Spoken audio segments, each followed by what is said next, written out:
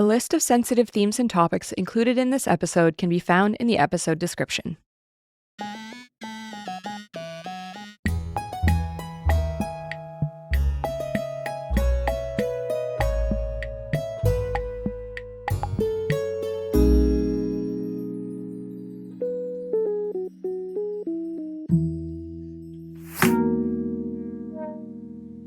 Welcome to This Guy Sucked, the show where we prove that it's never too late to have haters and you can't libel the dead.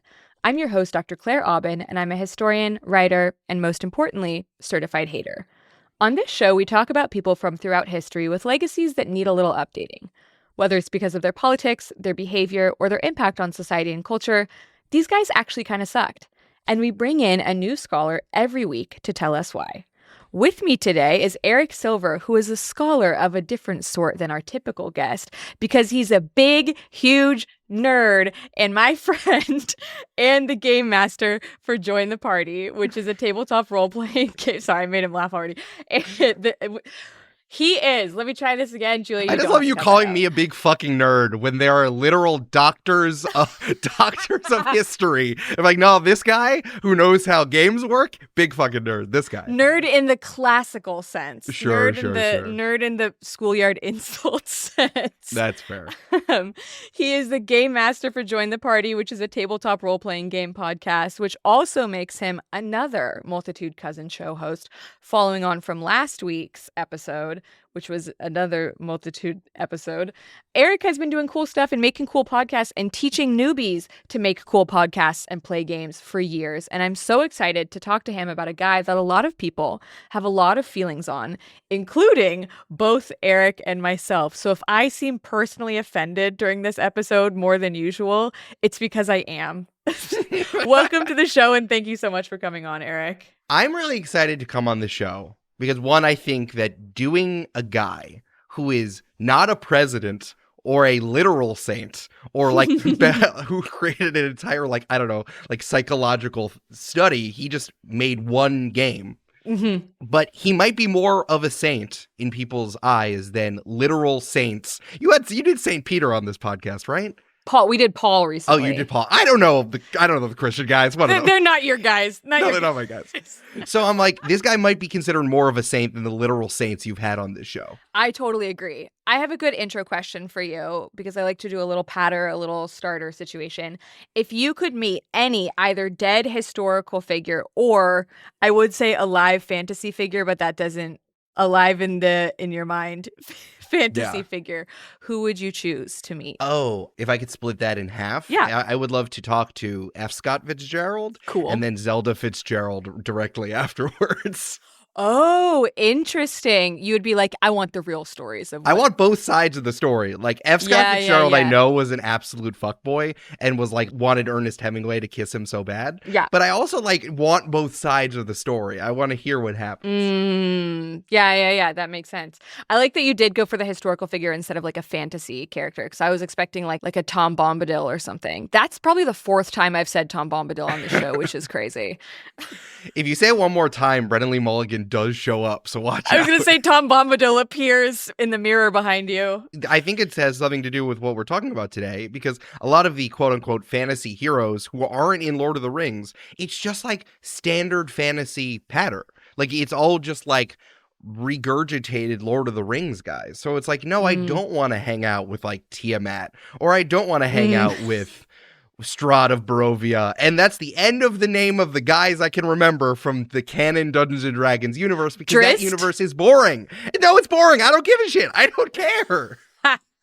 I know Drizzt Do'Urden. That's another guy from D&D. Am I right? I don't know. Someone listening to this there's a listener right now going, and I'm with you, and I'm sure you all had a lot of fun playing Baldur's Gate 3, but I find the Forgotten Realms super boring because it was just a guy who got hired by a company. The guy's name was Ed Greenwood, and this was the advanced Dungeons & Dragons game he was running, and he wanted to do the thing that all nerds wanted to do in the 70s and 80s, which is write fantasy novels about their Dungeons & Dragons campaign, so he did. And I just don't care about Illithids and Drow and the spider people. Like, I just don't care because it's not an interesting world. I'm sorry. I just don't. See, I think that's something that I try to emphasize on the show, but doesn't always come through to people. Like, I think you are a good example of this, but then also like Matt Gabriel in the Charlemagne episode, who I've talked about lots of times, are good examples of this, where I'm like, the person on the show, my guest, wants to talk about someone who has been fundamental to the career that they have, which proves that you can like work with and around someone and thinking about them and thinking through them while not like venerating them and not being like, yeah, they're so sick and amazing and I love them. You can be like, no, this person has contributed enormously to my career in some way or another. But like, that doesn't mean you owe them your loyalty forever. It's so funny because we're going to talk about this during the episode, but the only thing that Gary Gygax did for me was create the first edition of the game that captured everyone, the 5th edition that I fell in love with, the one that was made by people who worked at a giant corporation by the time this was all done, and was spurred forward by like a creative rule that was created in the 3rd edition after Dungeons & Dragons was sold to that corporation. So it's like, how fundamental, other than being like the Big Bang, was he to my career? I don't think all that much, really. And what I think a good it's so metaphor. interesting. He was the Big Bang. Yeah, for sure. What, simile, including like or as? You were in English. I use a simile. It's a simile. It's okay. Claire, you're crushing it. You're doing a great job. But yeah, no, like he didn't really do that much because I don't really like his worlds. Like, thank you for creating the Monster Manual and creating Dungeons & Dragons. But like Gary Gygax, you didn't really do it for me, my man. You really don't. Totally fair. And thank you for giving us like the perfect segue into talking about this. Normally I would say, who are we talking about today? But we already started talking about him. Yes. You tell me what the full name of the dude we're talking about for this episode is. All right. We're talking about Gary Gygax, inventor of Dungeons and Dragons. That's who we're talking about. Hell yeah. I am so excited to be on a history podcast because I get to say the following section. Claire, I read 2 books to remind me what's going on here, and I do not recommend either of these books to your listeners. Great. Perfect. For things that will be important. The main one that I did was Slaying the Dragon by Ben Riggs, which is a history of TSR, the company that Gary Gygax created so that he could publish Dungeons and Dragons. This is not a good book because Ben Riggs loves to insert himself into the book all of the time. It's very annoying. However, I'm giving it more praise because it is not a total hagiography of Gary Gygax like the other book that I read, which was Empire of Imagination by Michael Whitwer. Man, this guy super loved Gary Gygax, and something you told me right before we recorded, Michael Whitwer also currently writes like those errata random books you see in that weird part of the bookstore for Wizards of the Coast, a subsidiary of Hasbro who owns the Dungeons and Dragons IP. So he sure, in 2015, when 5th edition Dungeons & Dragons was popping off, he sure did have a vested interest in writing a very good biography of Gary Gygax. Sure. And I will say, I don't want you to sell yourself short on this also. Like, I know you read these 2 books, but you have also written previously about this.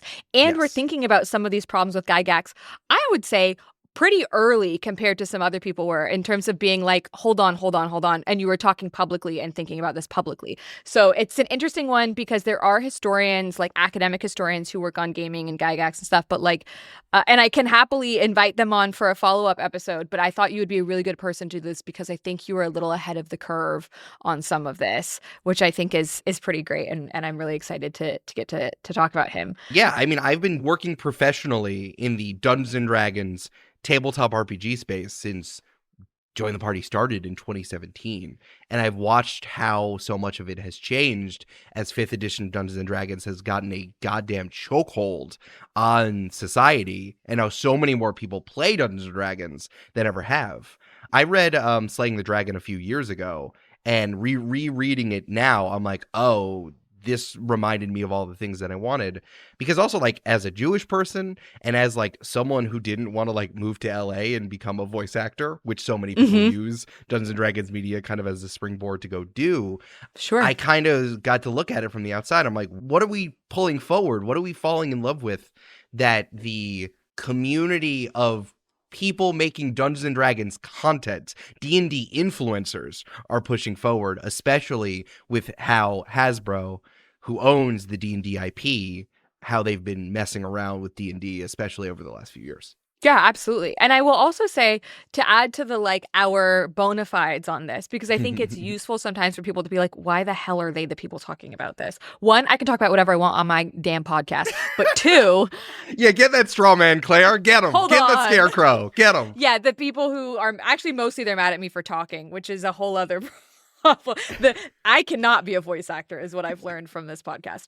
But the thing I will say is also that we have previously recorded a podcast an older podcast that you had called Games and Feelings, where I talked about how to make your TTRPG games or whatever games not incredibly ethnocentric and make them not full of people who are trying to commit genocide. And I do think it's interesting that we were talking about that then, and now we're being like, maybe we should look at kind of the roots of this and how that could even be a problem that people are having in the first place. That could actually be a problem where you're like, how do we solve this issue? And that means it's been there since inception. Because this one guy put his creative brain towards making a new type of tabletop RPG.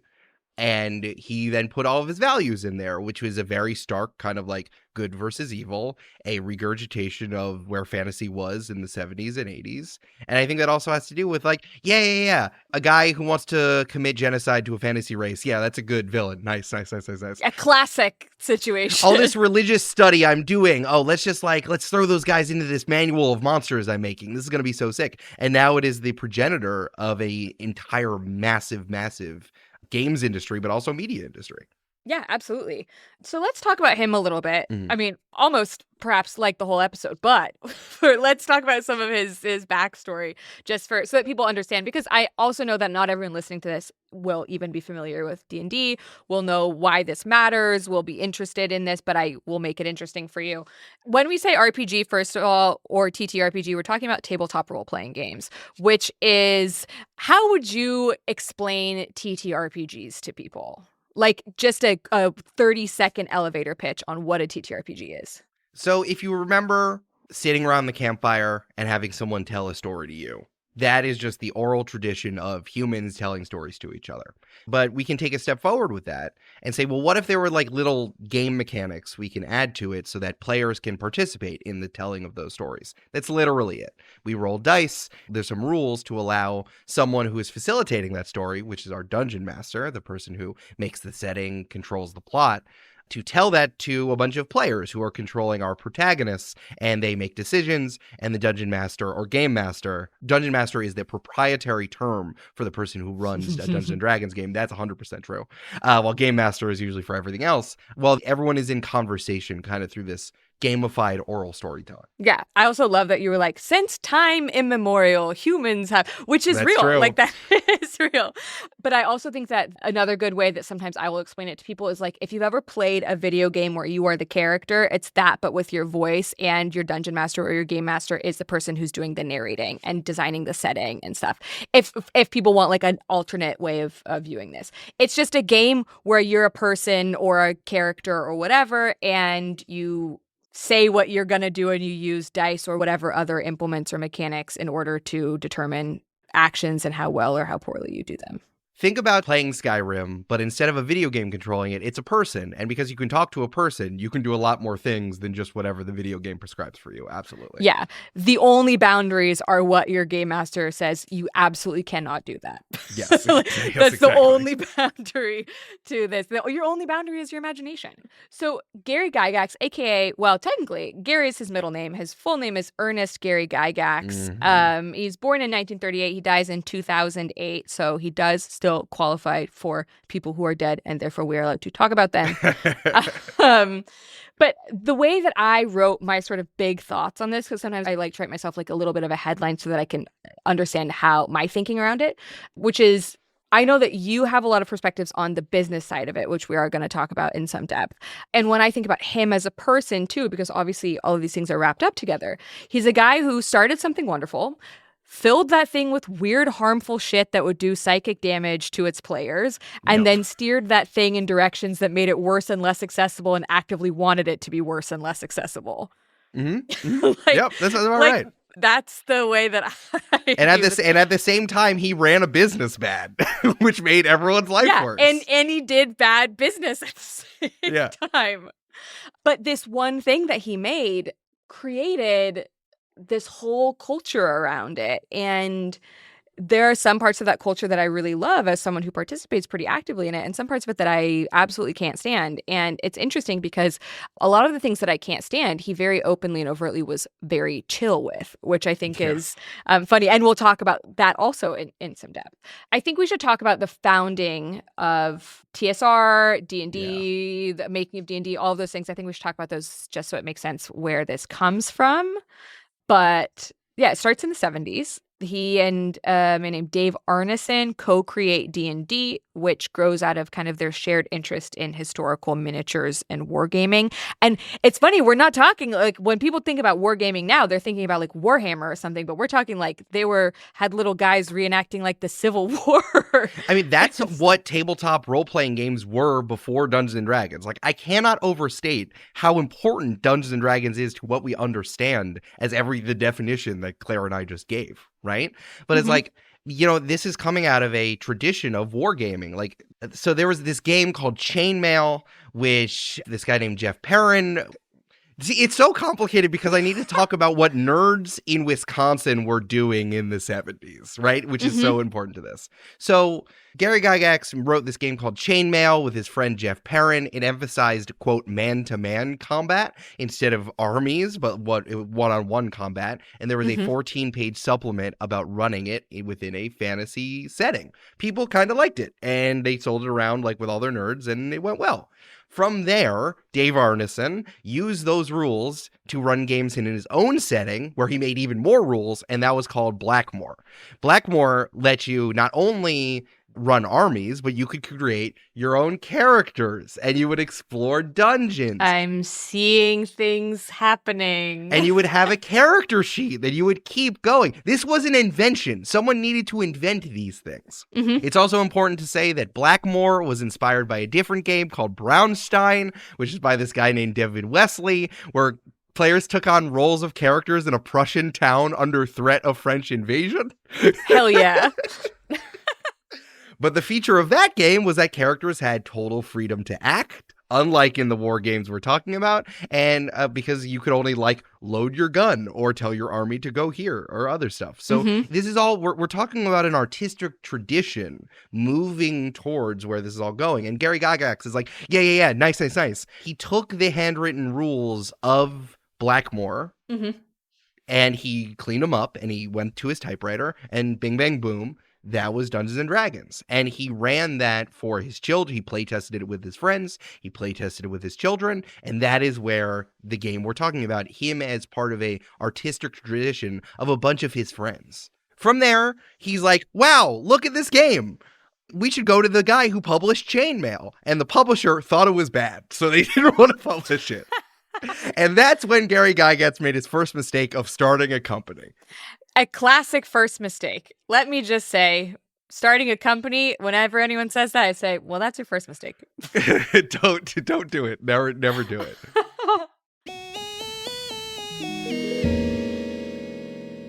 Hi, it's Claire. I'm here to quickly say that this episode is free for everybody, but the next one won't be. That's because we switch off between free weeks and Patreon weeks. So if you're a fan of public history made by actual experts, consider supporting our Patreon. It's only one tier, which means everyone who subscribes gets access to the same perks across the board, because we're not trying to get rich, we're just trying to make good history that is engaging and accessible at the same time. For the price of a fancy muffin, you'll get access to a new episode every week instead of just the bi-weekly free ones, and they'll all be ad-free for you. You'll also get access to the full episode archive, bonus content, early access to merch, and lots of other fun Patreon exclusives to sweeten the deal. Just head over to patreon.com/thisguysucked and join the Honorary Haters Club.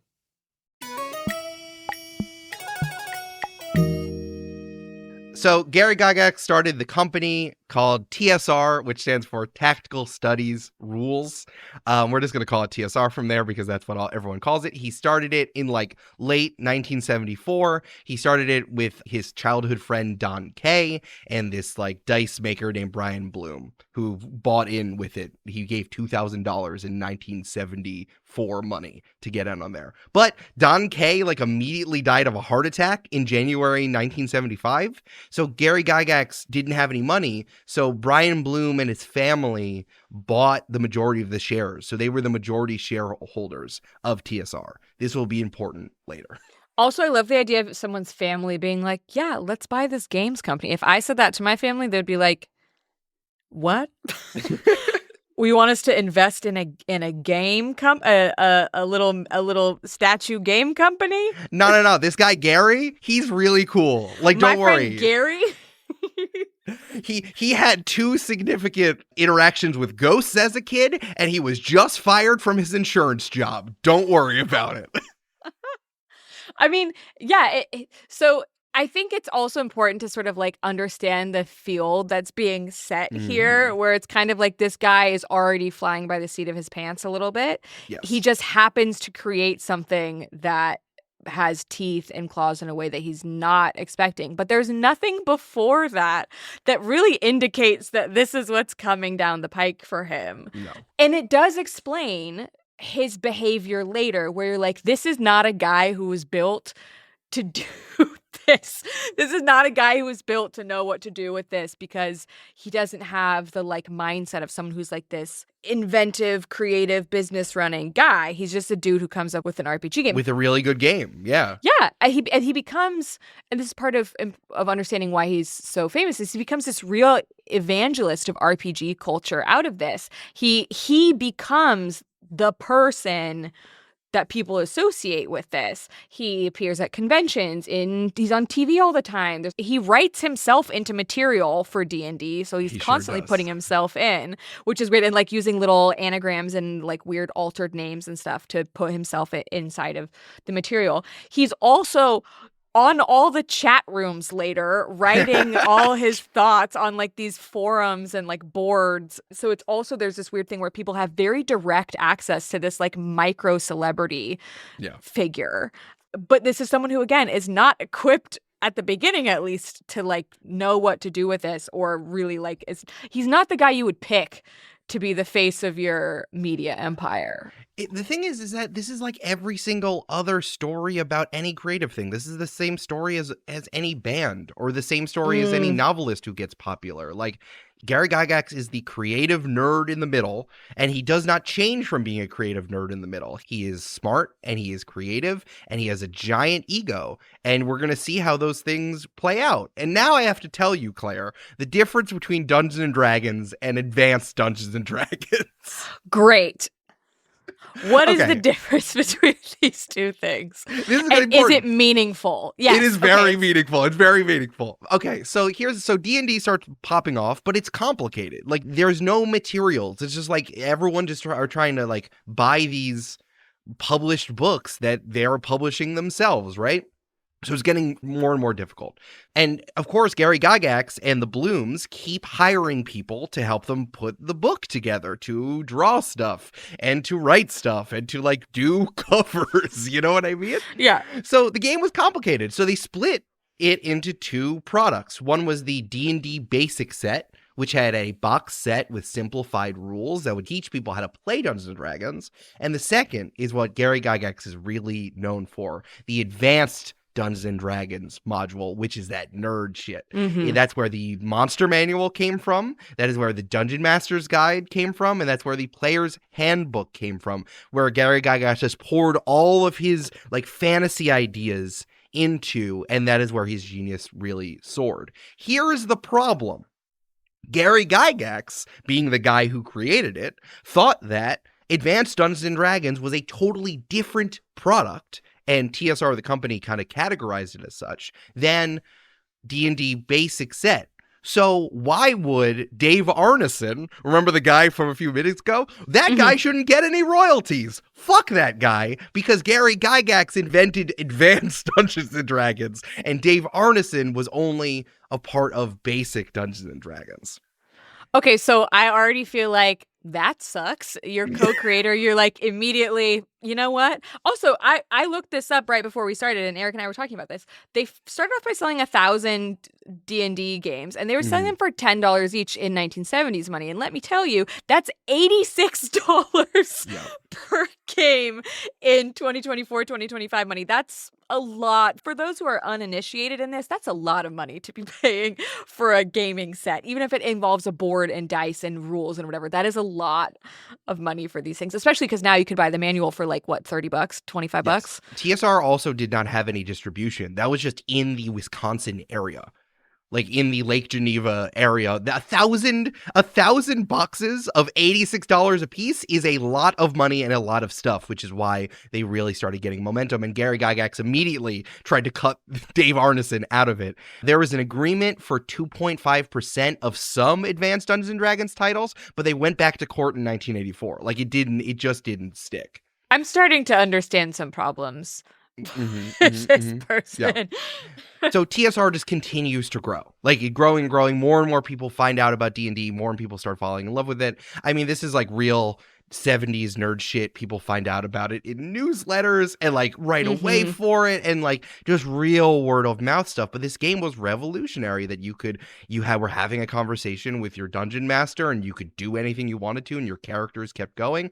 And Gary Gygax kept writing more stuff for it, and they kept hiring more people to draw arts and to write more adventures. There's a bunch of stories about how TSR was run out of the third floor of an old building in Lake Geneva. And man, the number of stories in this book that Ben Riggs dug up, it sounds like all of the nonsense you hear about how like Facebook was doing, like during the real tech unicorn style days of like boys being boys at like a massively growing company. Well, sure. The number of times where they talk about how the FBI showed up because they kept bringing Nerf guns and very real looking BB guns in a building that looked like snipers, and the FBI showed up, that happened multiple times. Can I just say something as someone who's experienced a lot of nerd culture and also lived in the Bay Area and has seen these like startup founder things? I know it smells crazy in there. I know it smelled crazy in the TSR headquarters. Yo, it smelled insane in there. Think about where antiperspirant was at in 1976. Whoa. All of us have been to... I almost just said the least relatable thing. I almost just said all of us have been to Magic the Gathering tournaments. I mean real. We know what it's like. Real. I am certain that everyone listening to this has not been to a Magic the Gathering tournament. Another thing that happens that really makes D&D blow up, which is funny because you would think that it would be the opposite, and this is actually what things like Stranger Things play on, is that in the 80s, the satanic panic happens. And so this is when a lot of this stuff shifts from being like just guys being dudes on a floor of a building and turns into like Gygax is on the news all the time. Like he's on 60 Minutes, he's in Newsweek talking about like, well, my thing's not satanic, it's actually different. These are whatever. And also, I don't know if he still is at this point, but he was a Jehovah's Witness from 1958-ish after getting married. And so like he has this, there's a whole religious thing happening. And at the same time that he's being like, my thing is not satanic, the thing I'm doing is not that, he also is like just stacking cash off the back of it. Because like, you know, all the teens are like, I've heard about this game and I've heard it's satanic. So obviously I want a copy of it right now for $86. It's really important to point out that like it was kind of vibing for a while in the 70s. It was gaining steam. And then Random House started distributing Dungeons and Dragons starting January 1st, 1980. Oh, okay. And that is where the money started going in. I found that there was this chart in Slaying the Dragon, and in 1979 they sold like 250,000 copies. In 1980 they sold 1 million plus copies, and in 1981 they sold nearly 2 million copies. That is, you know, as someone who knows a lot about businesses, let me that is said with much sarcasm. That's a lot of year-on-year growth, I would think. Yes. Doubling, well, first quadrupling and then doubling. That's a lot. And he is able to like use this momentum to grow all of this, and at the same time he is becoming an incredibly public figure who's associated with this. He loves looking like a cool guy. He sure Yeah. does love doing it. And like, what is he doing at TSR now? I don't know. It's hard to say because he wrote all that stuff with Advanced Dungeons and Dragons, but like then he started hiring all these people that started writing new adventures, and then there are all these artists doing all of the art, and he's just like out and about. Honestly, Gygax said that like he was constantly getting outvoted by the rest of the executive team. So it was him, Kevin, and Brian Bloom. Those are the guys. And the other Bloom, I think we talked about, was like their dad, and he retired and whatever. So it's like there were quotes saying that the executive team had to vote unanimously, and Gary Gygax was like, yeah, that's true. So when I wanted to do something, the Blooms were like, no, you can't do it. And then the Blooms kind of went and did whatever they wanted. But then there were other quotes saying that wasn't true. And I think it's because Gary Gygax really wanted to look like a cool artistic guy, especially when TSR, the company, didn't start doing so hot starting in 1984. But we'll get there in a second. It's still the hot times. It's still 1981 to 1982. They are on fire. I will also say that it's easy to think about these things as like when you're thinking of early Facebook, the sort of like move fast and break stuff thing, right? Where you're like, they've started up this new thing. Everyone's young and hip and everyone's trying all this. He's in his mid 40s. He has children and a wife. He's not like some 25-year-old, 23-year-old startup founder who is unaware of the harms that one might cause. Like that is not what's happening here. He's in his 40s and that's not to say that that's old, but like it is old enough to know better. It's old enough to know, for example, that you should not immediately screw over your partner. He's old enough to know that like there are potential harmful effects of the things that he says and does. He knows this. Yeah. Remember, his children were old enough to have been play tested on for the original run of Dungeons and Dragons with like years earlier, like in the mid 70s. And this is less than 10 years later. Yeah, I mean, because he gets married in like the late 50s and his kids are like fully adults at this point too. So we need to keep this in mind when we're trying not to be like, we're like, oh, well, he's new to this. Okay, yeah, but he's not new to the planet. So No. like, let's get to the hot part, right? Yeah. TSR blowing through cash, okay? There is an article in Inc. magazine that came out in winter 1982 that said that TSR was the 6th fastest growing privately held company in the entire country. Isn't that crazy? That is little crazy. games company in Wisconsin was the 6th fastest growing company in the country. And this guy is like at the helm, which is crazy. Supposedly, 1984 was supposed to be new hot times. Like it was just going to keep happening. TSR had 312 workers by then, which also included like publishing and a warehouse and all this different stuff. But here's the thing. There's a lot of corporate malfeasance happening while everything is going super hot. There was a really good example that TSR bought a needlepoint company called Greenfield Needlewomen to create nerdy needlepoint kits. You know what's crazy is those exist in droves now. That's quite a popular genre of needlepoint kits. They sure did. And they thought it was going to be 20% of the bottom line. I think like the kitsch wasn't there just yet. If they had done it now, it would have been awesome. Turns out the person who started Greenfield Needlewomen was the Bloom's cousin. Apparently, if you were a family member of the Blooms or Gary Gygax for that matter, the company would just hire you to do random shit. Okay.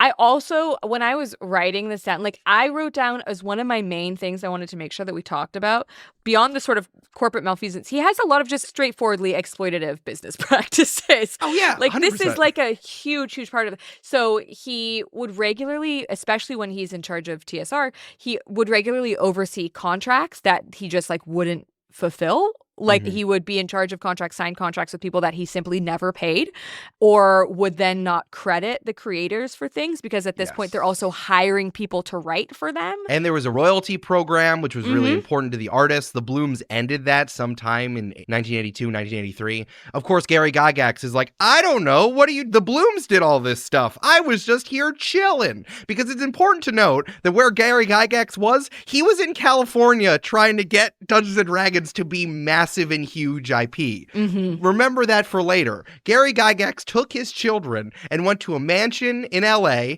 and drank and smoked and did cocaine and philandered and had so many random ass actress girlfriends. He was just out there doing his shit. Yeah, he is not still in Lake Geneva at this point. And there's also, like, with all of this exploitative stuff, it's interesting because he would put his name on things, be like, yeah, I did that. He would claim credit for all kinds of stuff all the time. So, like, he claims credit for Dave Arneson's stuff. Yep. He also, there's someone named Jean Wells, a woman named Jean Wells. He claims a bunch of her stuff.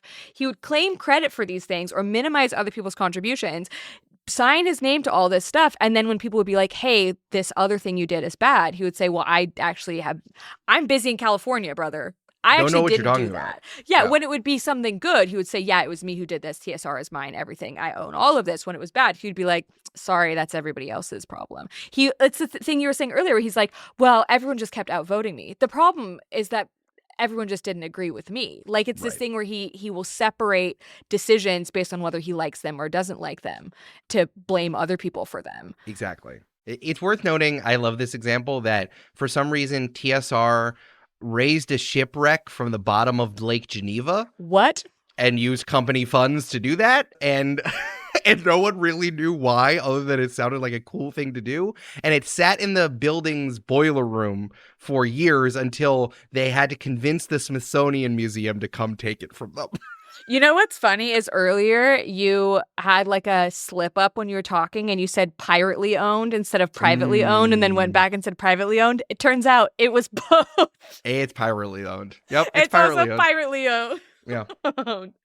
It really is this thing where you're like, I just can't believe those crazy kids. And then you're like, no, fully adults. We must remember these are grown-ass men and women who are making these decisions. Grown-ass adults with so much money.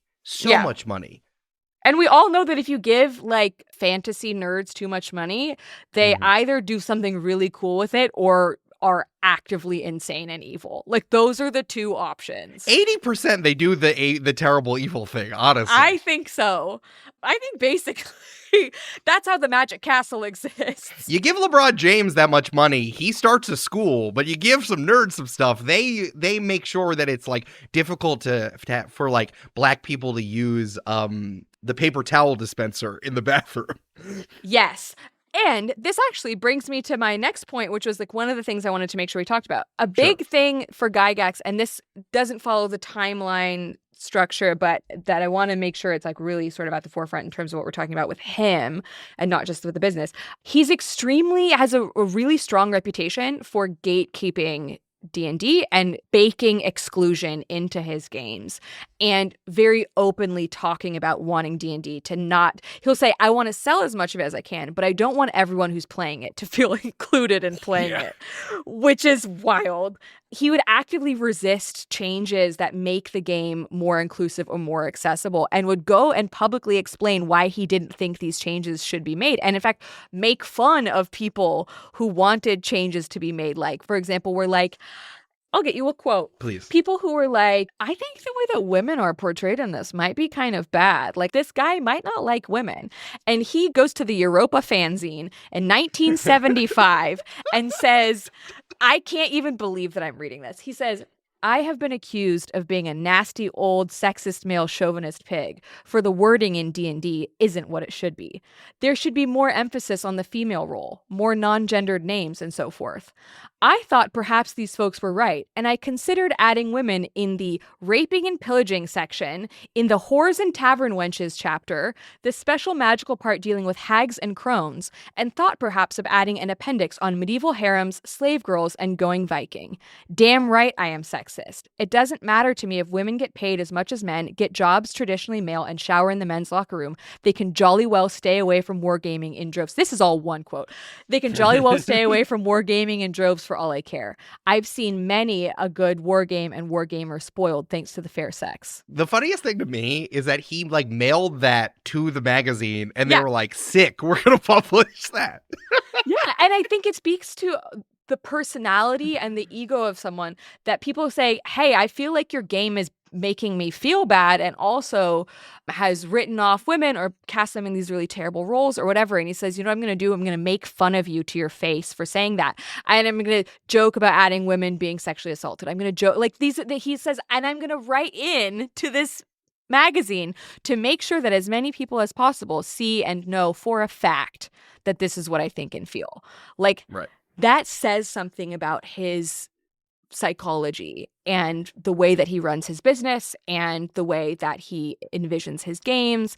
When we've talked about this hagiography thing, and we'll talk about it in like more depth shortly, but there's this thing now that even when I was looking up Gygax and doing research on this, and I was looking at what people are saying about him, it's so funny because they're kind of in the defenders camp, which is, I would say, very large. The Gygax defenders camp, because of this hagiography, is enormous. But there are two strains of people in the defenders camp, and they are on opposing sides while still defending the same person. One strain is he wasn't actually sexist. He was not sexist. He was not a misogynist. He didn't actually hate women. These things are all taken out of context. He's just a silly little joker guy. He's just a little guy. And then the second strain is he absolutely was a sexist. He absolutely was a misogynist. And you know what? He was right to be. And these are both people defending the same person, using the same quotes, which I find interesting. They'll use the exact same scenarios for how they defend him. So for that, they'll be like, he was just joking. He was just saying people take it too far. And so he was just being a sarcastic asshole. Classic Gary, classic Gygax. And the other people are like, well, scientifically, he also called himself a biological determinist. And as we all know, that's just science. So he was a misogynist because he actually had a scientific mind.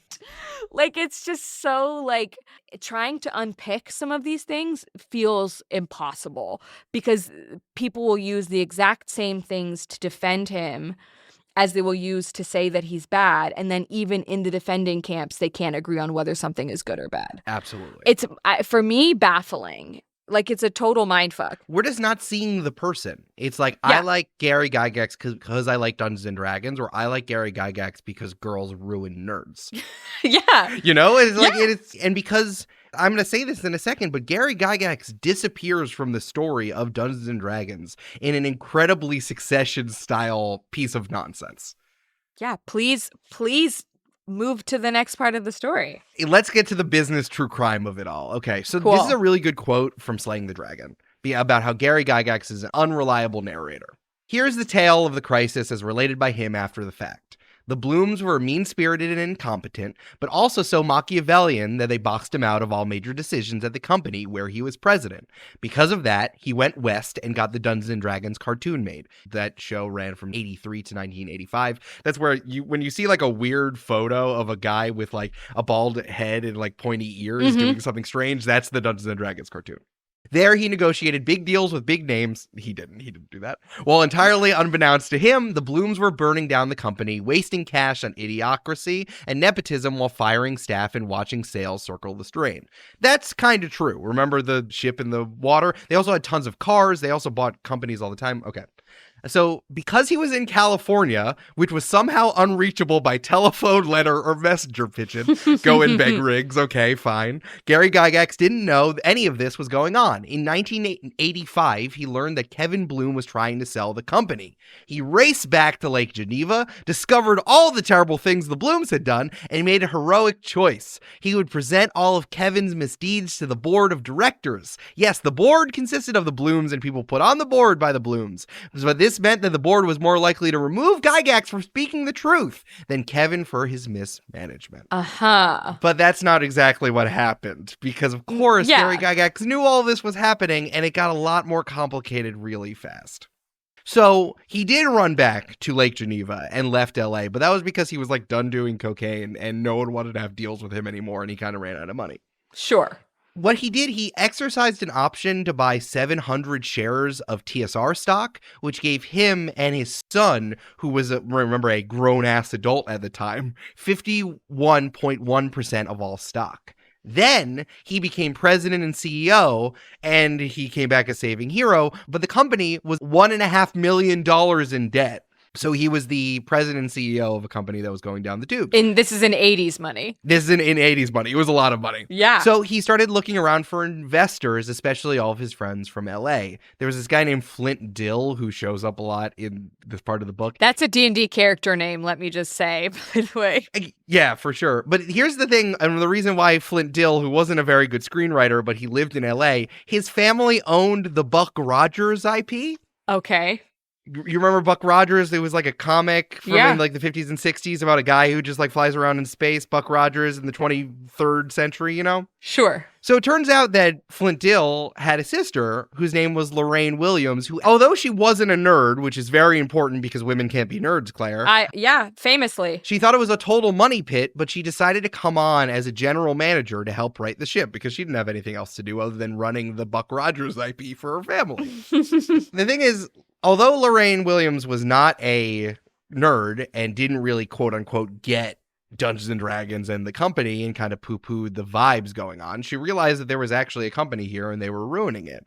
So after some like exercising of rights and consolidating shares and talking to the Blooms, Gary Gygax walked in one day as president and called a company meeting, but it turns out he didn't have the majority shares of the company anymore.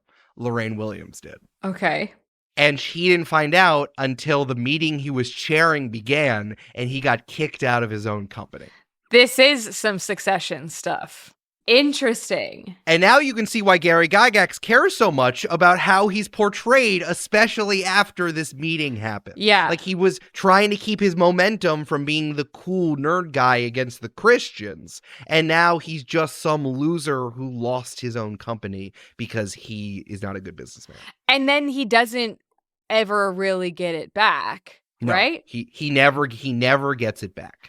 But he still wants to be associated with it forever and wants everyone to see him as the guy behind it forever, even though he's no longer making the creative decisions in the company. Exactly. Yes. Because TSR is a publishing company. So they publish the fantasy novels and the dungeon adventures written by people. So the things that we associate with Dungeons and Dragons, like Ravenloft and with Strahd of Barovia and Dragonlance, those were written by authors who were hired by TSR, and then TSR owned that IP. And because Gary Gygax invented Dungeons and Dragons, he's taking credit for everything. Yeah. We've established his main thing is saying that he did things he didn't do.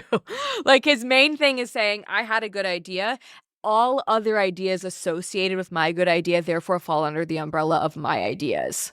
Exactly. So, Claire, can I fast forward how TSR actually kept itself afloat as a business? Yeah, there's only a finite amount of minutes we can do this, so fast forwarding is encouraged. I'm going to try to do this as fast as possible. Lorraine Williams was not a savior. She was just a woman running a failing company. She also kept pushing Buck Rogers shit to be made by TSR. She was not like a good person either, but she was trying to keep this company afloat that already had a ton of debt. By June 1995, TSR owned $12 million to Random House because they did not meet the money to get published enough because that was their distributor. So it was a big deal. And Lorraine was trying to sell TSR to someone else.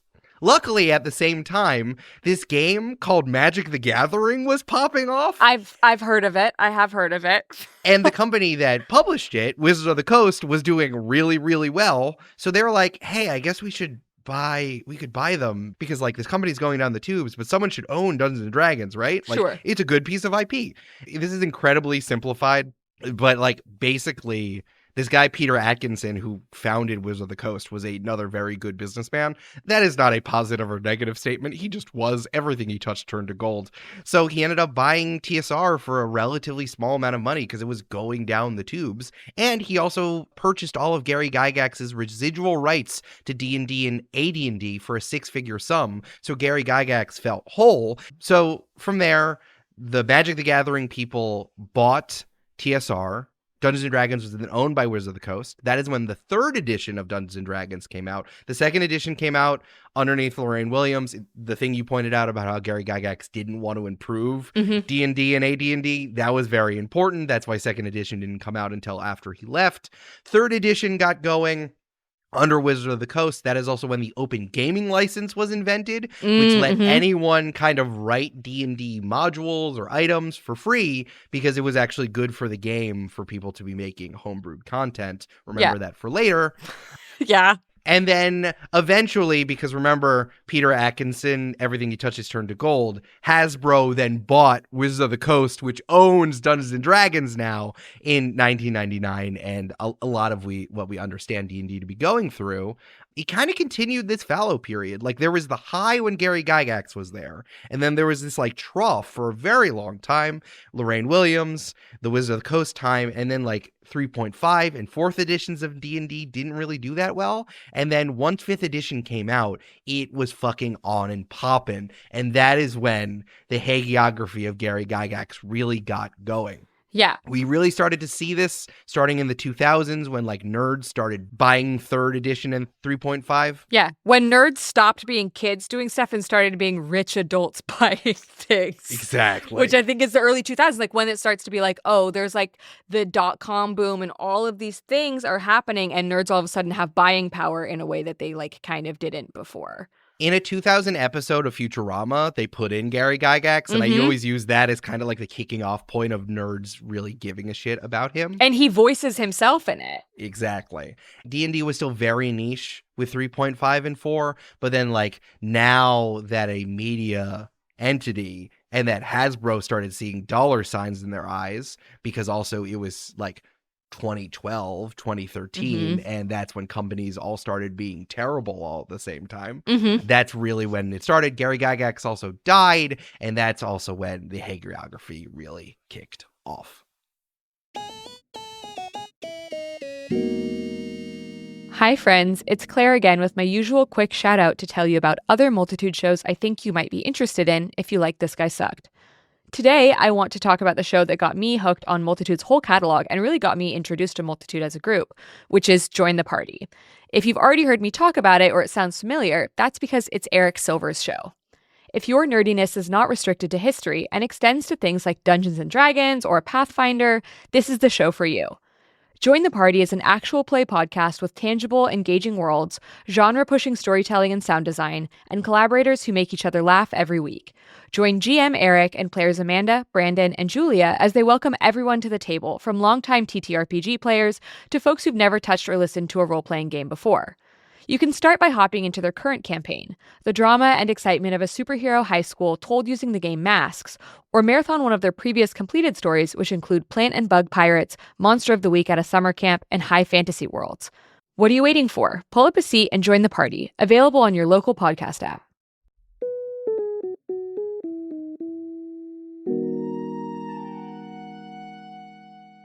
It really cannot be understated how intense this veneration of Gygax is.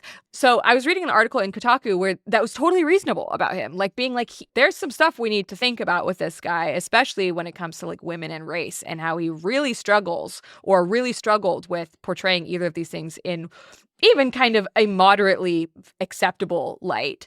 And after that article, if you look him up, there are a bajillion blog posts from like big nerdy blogs being like, I can't believe they've written these horrible, slandering things about Gary Gygax. And especially they were like, they're quoting him, but they're not quoting him in context. If you add in one sentence, for example, the quote that was included is, he wrote in 1998 or in an interview in 1998, gaming in general is a male thing. It isn't that gaming is designed to exclude women. Everybody who's tried to design a game to interest a large female audience has failed. And I think that has to do with the different thinking processes of men and women. First of all, bad. But people are writing articles being like, he literally says it isn't that gaming is designed to exclude women. He clearly didn't want to exclude women. And it's like, brother, who do you think designed the games that are excluding women?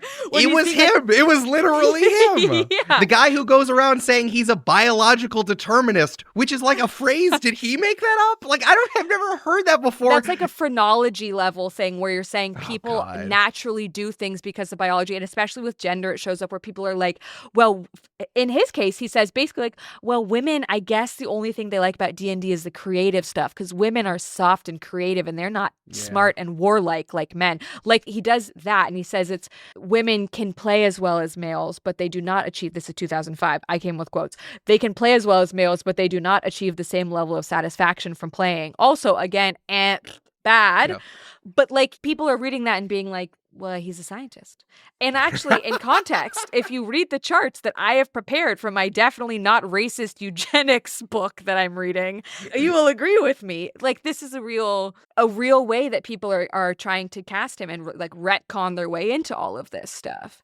Ugh. And like, again, the thing we're constantly doing on the show is being like, we should take people at their word, right? Like, we should take these historical actors at their word. If they said there's something, we should take them at their word. We should not try to reinvent a version of them that doesn't have that. And in his case, his word about himself and what he thinks, especially when it comes to like things he says about women, things he says about race, and things he also says that we know are blatantly untrue, like how he talks about his company and the founding of D&D and all these things. If we take him at his word, he looks like an asshole. Yes. Like, he looks like a total asshole. And he is. There's something that's important that, like, people started seeing him as a mythological figure so much earlier than what we expect because he was kicked out of the company. Yeah. Just go to the Wikipedia page. I think it's really important to, like, this is easily accessible. Just go to his Wikipedia page. That, like, people started saying that he was, like, an influential person and one of the most important nerds of all time starting in, like, 1999. In 2000. It's almost like people are trying to bring culture war nonsense to it, but it's like, nah, man, he's been saying this before because he loved that he was venerated by the nerds who loved his game and therefore him. Yeah, it seemed to me that he wanted to make sure that the nerds who are involved in the game and in playing the game and who have power relative to the game should be people that look and think like him. He wanted it to be for him, which also shows a level of ego that I think is interesting here. He wanted everyone who played the game to think the way that he did, look the way that he did, talk the way that he did, etc. That's also part of the prescriptive nature of his version of D&D. Modern D&D is well, questions regarding some of these things. But people now will have branched out into doing a lot more like, I'm going to make it reflect me and all these things, which are great. But he was like, absolutely not. That's not what they should be doing. I don't want this game to reflect anyone else's thinking. I want it to be prescriptive. I want there to be specific rules in how we do things, why we do things. I want a DM or dungeon master or GM or game master. I want them to run things the way that I think they're supposed to be running them. You would go on these, for example, go on chat rooms again. Wow, yes, he really did. We have our first chat room goer of the show, but he would go on chat rooms and be like, "No, you're playing my game wrong." Yeah. Like, that's crazy. There's something you said that I think is important about how successful Dungeons & Dragons is as a piece of IP and as a game. Because, again, it wasn't. It was very fallow for a while, and it was very, very nerdy when 3rd, 3.5, and 4 were coming out. Like, 5th edition, it being like, not only is our society's acceptance of nerd culture that, like, everyone can quote-unquote be a nerd if you put on glasses, but also how popular 5th edition is and how popular Critical Role is and Dimension 20 is and how people got into it in the pandemic. It's almost like retroactive. Hasbro is now patting themselves on the back for being like, so glad we acquired that shit back in 1999 because it's currently floating their business. And therefore, like, the advent of 5th edition in 2012 is like seen as such a good idea. And then because of that, the people who wrote 5th edition are like, wow, we really went back to what Gary wanted to do. I can read a quote, which I think is really important from the hagiography one, the one by Michael Whitwer. Again, the guy who works for Wizards of the Coast in some ways and publishes books about him. He might not work for it, but he definitely writes the errata. He has checks. He wrote Heroes Feast, which is like the official licensed D&D cookbook. So this is a quote at the end of the book. D&D's newest version is an unqualified success. Ironically, much of 5th edition's success is due to returning to many of the original concepts that Gary had laid out in his early D&D products, back to the basics. The designers of 5e have ruthlessly hacked off much of the complexity that can put off new role players, arriving at an elegant system that owes much more to classic D&D than it does the other previous editions, said one reviewer. Wizards designer Rodney Thompson explained more methodically. We wanted our players to be able to trust the dungeon master as much as we did, and a big thing we could do to make that happen is to have a system function in a way that makes judgment calls seem natural and expected. If you look back at old editions of D&D, especially those that Gygax and Arneson had a hand in crafting, you can see that they had the same kind of trust in the DM. Fuck Lorraine Williamson. Fuck that lady. She obviously ruined it in second edition. No, we're going back to what Gygax and what Dave Arneson, what they did. Well, yeah, and also, so I gave this example to Eric before we started as something that I've been like, this is a Gygax. This is a Gygaxian scenario. Yes.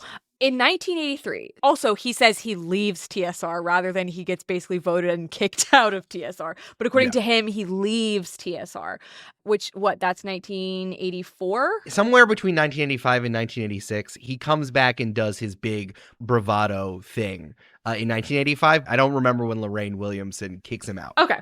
Well, so in 1983, TSR releases something called Ravenloft, which is like a module that you can use to play, and it's a setting and all this stuff. And in Ravenloft, really fundamental to the mechanics of the fantasy plane that it exists on, the mechanics of the game itself, when you play something like Curse of Strahd, which is a campaign setting that you can play. The vibe is it's like a vampire movie out there. Yeah, it's like a spooky... vaguely spooky Eastern European. Yes. Which is important, and I think is also the brief that the people were given whose job it was to write this novel and setting. Yeah, really fundamental to the mechanics of this is that you encounter spooky Roma or Sinti people in them. And they've given them a spooky Eastern European person group name, but like they are fundamental to how you interact with the world there. And it's, I remember the first time I played Curse of Strahd, it was 2020. It was during the pandemic, and they had re-released it in 2016 and been like, we've reskinned this. It's not as bad as it was. And I was like, okay, whatever, this is fine. So much of 5th edition was saying, don't worry, it's not as racist as it was. Yeah. And then charging you $30 again for it. Yeah. And then I remember playing it and being like, hold on. Because this is my first time I'd ever interacted with Strahd and with Ravenloft and all of this stuff. I was like, immediately I'm in what they're calling essentially like a gypsy plague camp. Yes. And I was like, that seems bad. I was like, that doesn't seem good. And then the further we got in, I was like, yeah, I think this might be incredibly racist. Yeah. And then it becomes clear, like, oh, they're trying to represent like Roma and Sinti people, but they're trying to do it in this way that's like just really overt Nazi style, eugenic style representations of them. And I was like, there might be some problems with this IP that I love and have loved for a while and have not critically considered before now. And surprise, that was released under Gygax. Not written by him, but... Right. Released under him. Supposedly he was managing it. Sure. It's funny you say IP, because I never really understand this. If we fast forward to our current decade, right? Hasbro owns Dungeons & Dragons. It's so popular. And they're like, you know what we're going to do? Is we're going to make this into IP. And what does that mean, really? It means that they're taking the world written by people who were not Gary Gygax. Sometimes it was him, but most of the time it was people who worked for the company he started. And now they're going to be like, even though this is a setting for an imagination machine, they're going to be like, no, we're going to make movies on this. We're going to make video games on this world that they're squeezing all of the life out. And I think that Gary Gygax, if he was still around, would have been like, sick, nice. Thanks for remembering me, Gary Gygax, the guy who made all of this possible. Like, that's the vibe that I get as Hasbro is doing what corporations do. And please give me my money. Exactly. Like, this need to, like, retain some fidelity to him does not seem representative of his feeling about this at all, other than him being like, well, I just want it to be whatever I want it to be, rather than like some sort of like deeper loyalty he has to the world that he created, so much as it is like a desire for himself to be at the center of absolutely everything. And yeah, so it's a weird one, because it's like, can you make a D&D that's not a Gygax one? And right now they say no. So then what's happened now is people are just branching out into lots of, which I think is great, is people are branching out into all kinds of other things. Like Join the Party is playing not D&D anymore, started off playing D&D 5th edition, and now is doing all kinds of other shit. Where are you playing Masks right now? We're playing Masks, which is like teenage superhero tabletop RPG. It's really good. I'm loving it. It's really good. It's funny you say we're playing 5th edition. We're not playing the current iteration of Dungeons and Dragons right now, because what Hasbro has also done is turn Dungeons and Dragons into something called One D&D. It is no longer put out in editions book-based. It is now all on the cloud, baby. Because now you can charge everyone for stuff. Remember how I said that tabletop RPGs are more like oral tradition, where it's like one person kind of puts the thing together and then everyone like plays? And I think that was what the company Hasbro realized was going on, that one person was buying the books and all of their friends would borrow it because that's how humans work. No. We have to figure out a way to do that. Here's what the CEO of Wizard of the Coast, Cynthia Williams, who doesn't work there anymore. She's now the CEO of Funko, which I think is really funny. She said this at a webinar in December 2022. D&D has never been more popular, and we have really great fans and engagement, but the brand is really under-monetized. She pointed out that Dungeon Masters only make up about 20% of the player base, but are the largest share of paying players. There is some support in digital channels like D&D Beyond and the impending One D&D, which be the key to, quote, unlock the type of recurring spending you see in video games. Currently, Hasbro is turning Dungeons & Dragons into Fortnite because that's how corporations make money. And if only Gary Gygax knew how to run a fucking company, then maybe we wouldn't be in this goddamn position. Yeah, I agree. I think it really is like it sucks for everybody all around except Hasbro. Right. Now, okay, so again, I love D&D. I like playing D&D. I've been playing D&D for a long time. I really enjoy it. The amount of things I have to buy now to play it is crazy. Like, I like D&D Beyond because I like having a thing that I can set and do, and I'm really bad at, like, writing stuff down and remembering them. And I'm like, okay, D&D Beyond. Okay, it's constantly costing more. And then you have to buy a new thing. Oh, if you wanted to include a homebrewed item, which is just something that you made up yourself. Or if you want to use a spell that's not from a book that you currently own, and have it work in your character, you must now buy that book. Like, things that we used to be able to just like do because that was just how the game worked. Now you can't. And they found a way to make absolutely everything cost money and also make every single individual player buy them. So yeah, $86 before was a lot, but how much cumulatively have I spent on Dungeons and Dragons over all the years of playing it? And especially it's gone up every year because now I need all these digital accoutrement basically in order to be able to play it. It's worth pointing out that the reason why 1984 was such a bad year for TSR was because everyone who had Advanced Dungeons and Dragons already bought it. Like, they saturated the market. Yeah. So it's like Hasbro has now ran into the same problem, and they're doing the corporate strategy of the 2020s, which is turn everything into a games as service, nothing is free. You're going to take it because your life is now this product and you have to pay. You know what's interesting is this episode is coming out the week after our collaborative episode with Wow If True on enshittification called This Internet Sucks.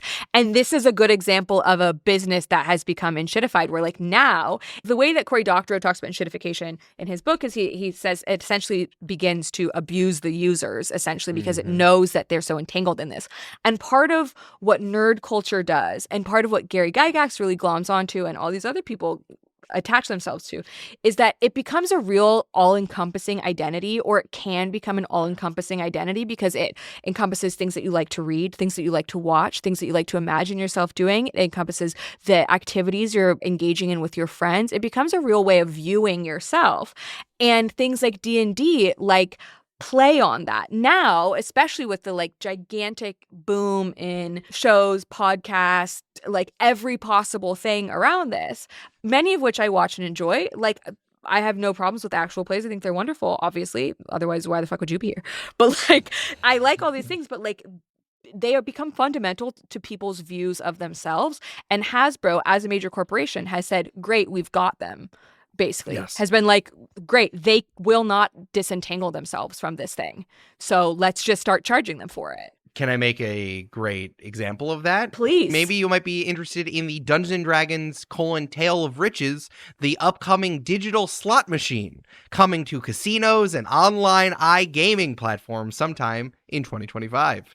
Yeah. Shut up. Hasbro just made a D&D slot machine, folks. Like, they're slapping that shit on everything. On anything at this point. You could literally, and I am not, when I'm saying literally, I do mean literally. I'm not just using that for emphasis. You could outfit your entire house in Hasbro affiliated, officially licensed D&D gear. You could get like your dining table can be a gaming table. Your couch could be fucking dragon print.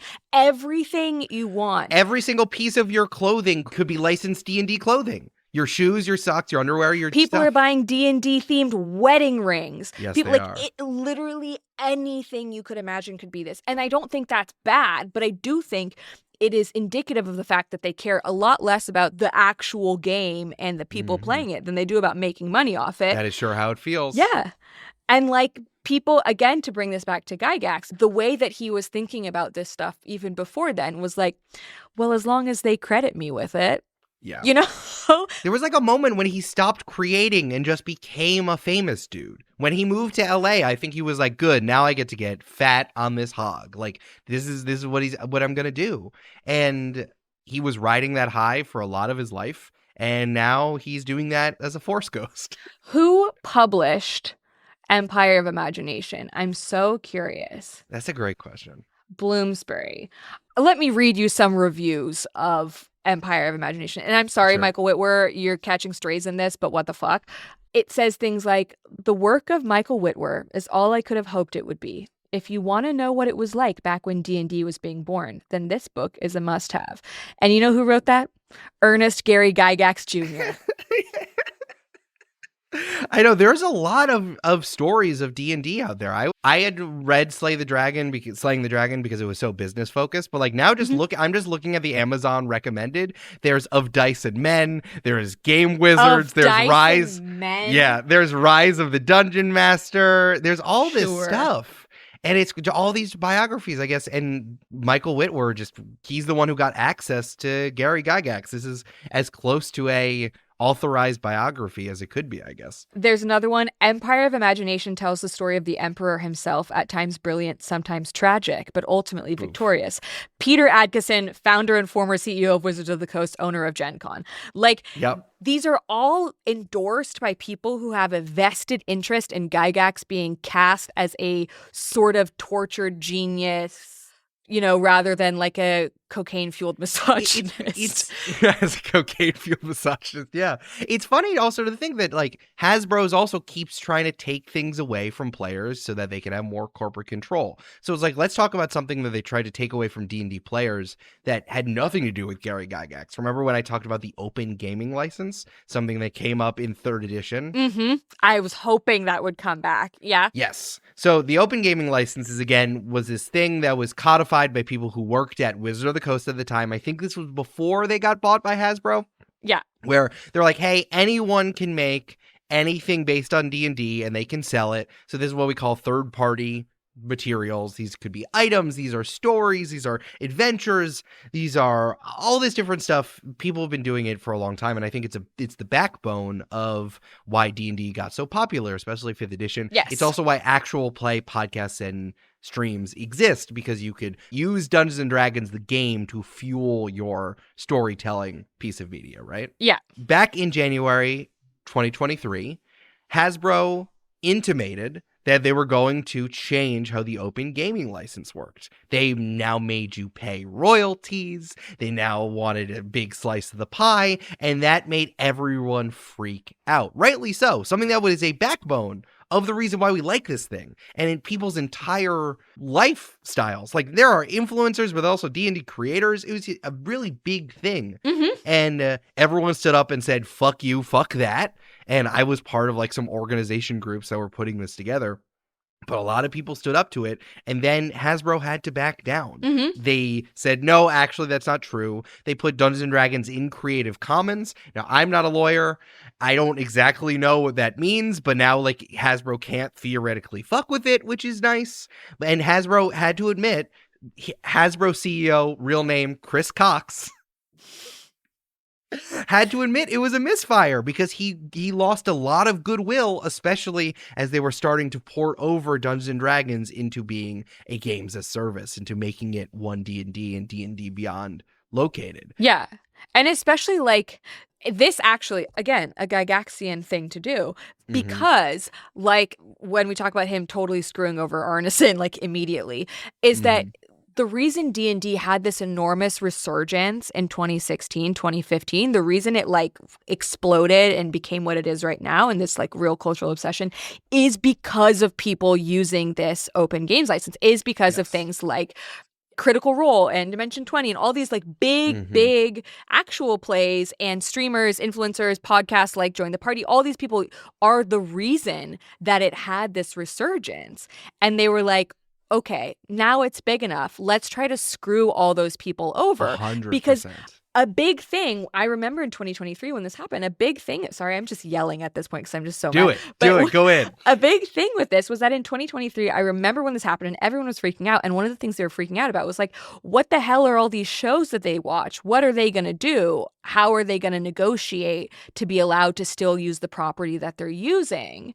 And people were like, I guess they're just going to have to come up with their own systems, or maybe they're not, and they're going to have to pay a crazy amount of money, or maybe they're going to have to get bought by Hasbro. Like there was this whole thing where everyone was like, okay, we're so locked into this media culture as nerds or as people who enjoy D&D or whatever. We're so locked into this that like our whole life could be flipped on its head because a company was like, how do we make a little bit more money off this? And how do we screw over the people that really are responsible for us making money in the first place? Right, because, and I mean, this is fundamentally where this comes back to, is like Gary Gygax sucked because he was a guy who made a very popular piece of art in part of the artistic tradition. He was working in the milieu of all these nerds in Wisconsin, putting some more role play into their war game, and he did a really good job, and a lot of people bought it, and then he either didn't know what was going on, or he was negligent and kind of just let them do whatever, or he rubber stamped it themselves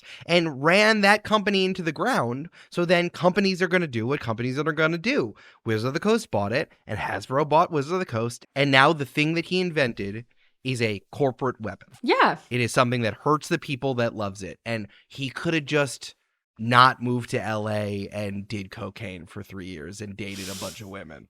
But instead he did, and now this is what happened to the game he invented. Because he cares more about himself and his big old ego than actually maintaining the game that he invented. While also profiting and really actively benefiting from all the love and the care that other people had for this game, while he was just selling off chunks of it along the way and not doing any real stewardship of it and whatever, while still claiming all of the credit for it and all of taking in all of their love for it and for him. So, which I think sucks. Like, I think that sucks. Claire, I'm looking at the timeline from the book by Michael Whitwer, and I have the actual timeline of what happened here. So Gary Gygax hired Lorraine Williams to help manage TSR on April 1st, 1985, and Gary Gygax was kicked out of TSR on October 22nd, 1985. It happened so quickly. She's totally successioned him. So quickly. Like, I mean, I do think that's a little bit of, so I mentioned Jean Wells earlier, but I think that's a little bit of karmic retribution on that front because Jean Wells, I didn't really talk about her, but is the first woman that TSR hired. And she like later accused TSR of like treating her horribly. She said that she faced like harassment, she was like not supported, had a lack of support. She was sabotaged professionally by them, like did all these things. And so I do think it's funny that he hires this woman to like take over, and then she was like, well, actually it's time for you to go, bud. It is funny. There is a kind of like, what is the phrase? It's like maiden, mother, crone. Is that the tradition? It's funny. We actually have our own trinity here. We have Lorraine Williams. We have the put upon woman, Jane Wells. And then we also have Gail Carpenter, who was Gary Gygax's girlfriend and his former assistant, who gave him his third son, Alexander Hugh Hamilton Gygax. Sure. And you know, it is hilarious that he has a kid named Alexander Hamilton Gygax, because that is also a guy who kind of sucks. He extremely does. I think we are out of time. We are. We didn't even get to talk about some of the other things that could be there. For example, like D&D is overtly anti-Semitic, and everyone should go read Eric's article on this for Hey Alma. Read my art. It's in the show notes. Read that. It's like I don't have enough time just to talk about how like all of the monsters in AD&D is just like fantasy pastiche as shot through his like quasi Jehovah's Witness reading a bunch of religious survey text sort of guy. You know, there's a god called Tiamat who is a 7-headed dragon goddess, but really that name is just ripped from the primordial sea in Mesopotamian mythology. Like he just loved taking religious shit and filing off the barcodes. He really did. Yeah, totally. I think I'm thoroughly convinced, and also I did a lot of the convincing too here, but Gary Gygax sucks. I hate him. Also embarrassing that his initials are egg. So that's another thing. That's why I went by Gary. Yeah. Also, a fun fact is his middle name was Gary because his mom named him after the actor Gary Cooper. And she was the one who wanted to call him Gary. You have made a convincing argument. He sucks. Thank you so much for coming on. Eric Silver can be found on Twitter and Instagram at L_Silvero. Blue Sky is Eric Silver. You can listen to Join the Party wherever pods are cast or at the link in our episode description. And you can also read Eric's article on anti-Semitism and D&D there. And if he thinks of any other articles for me to add, I'll put those in there too. And yeah. Great. So am I the biggest nerd who's been on the show? Is that it?